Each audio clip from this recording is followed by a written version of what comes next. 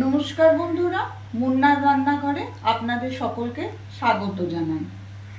আজ আমি mango milkshake করে দেখাবো। অতি সহজে ঘরের যে কটি উপকরণ আমি নিয়েছি আপনাদের সকলেরই মোটামুটি ঘরে থাকে।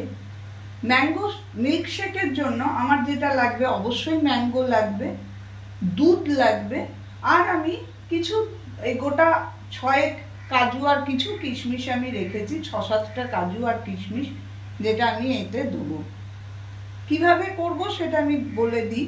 প্রথমে আমি ম্যাঙ্গোটাকে কেটে আমি রেখে দিয়েছি, ছোট এরকম কুচি করে কেটে নিয়েছি। একটু বেশি করেই ম্যাঙ্গো কেটেছি, তাহলে খেতে বেশি ভালো হয়। পাকা মিষ্টি আম আমি কেটে নিয়েছি, একটু বেশি করে কেটেছি।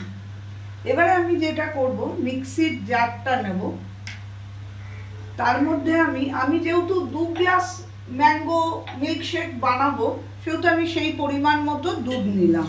দুধটা অল্প কমই নেবেন, খুব বেশি নেবেন না, কারণ এটাতে আমাকে ম্যাঙ্গোটা মিশাতে হবে। একটা কাজ করব আমি, সেটা হচ্ছে আমি কাজু কিশমিশটা প্রথমে একটু ভিজিয়ে রেখেছি নরম হয়ে যাওয়ার জন্য। আমি আগে এটা বেটে নেব, তারপর আমি মিল্কশেকটা বানাচ্ছি। বন্ধুরা, আমি ওই কাজু আর কিশমিশ যেটা রেখেছিলাম সেটা আমি সুন্দর করে একটা মিক্সিতে বেটে নিয়েছি। এবার আমি যেটা করব, মিক্সির জারে আমি অলরেডি দুধটা নিয়ে নিয়েছি। এখানে আমি আম দেবো, মিষ্টি আম দেবো বলে, আর কাজু কিশমিশের একটা মিষ্টতা নিজস্ব আছে বলে আমি কিন্তু কোনো চিনি ইউজ করছি না। যদি আপনাদের মনে হয় যে চিনি লাগবে, তাহলে আপনারা যে যার নিজের টেস্ট অনুযায়ী একটু চিনি দিয়ে নেবেন। আমি কিন্তু কোনো চিনি দেবো না। এবারে আমি মিক্সির মধ্যে আমের টুকরোগুলো দিয়ে দিচ্ছি। দুধটা আগেই নিয়ে নিয়েছিলাম, আমের বেশ কিছু টুকরো, 2টো বড় আম আমি কেটে নিয়েছি, সেইটা আমি দিয়ে দিচ্ছি। কিছু দেবো না, কিছু ওপরে আমি গার্নিশিংয়ের জন্য রাখবো।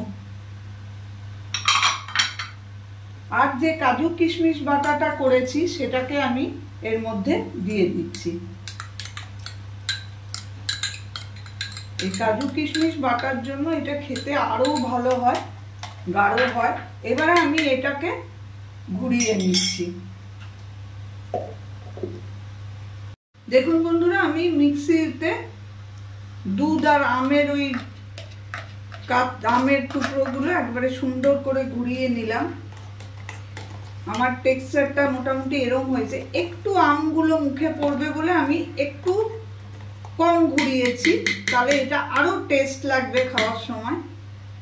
আর আমার মনে হয়েছে, আমি টেস্ট করে দেখলাম আমার মিষ্টি লাগছে না, প্রয়োজন হচ্ছে না। আপনারা দেখে নেবেন, আমের মিষ্টতা অনুযায়ী এটা করবেন।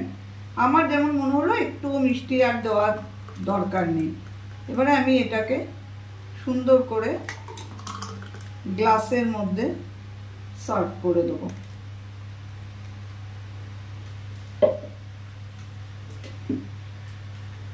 ওপর থেকে আমি এরকম কুচি আম দিয়ে দেবো, আরো খেতে ভালো লাগবে। যত আম মুখে পড়বে তত এটা খেতে ভালো লাগবে।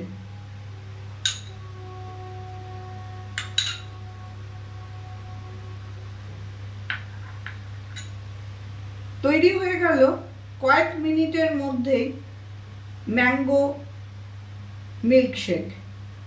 আপনারা ঘরে বানিয়ে দেখবেন, এটা ফ্রিজে রেখে দেবেন, ঠান্ডা হলে পরিবেশন করবেন, নিজেরা খেয়ে দেখবেন, খুব ভালো খেতে হয়।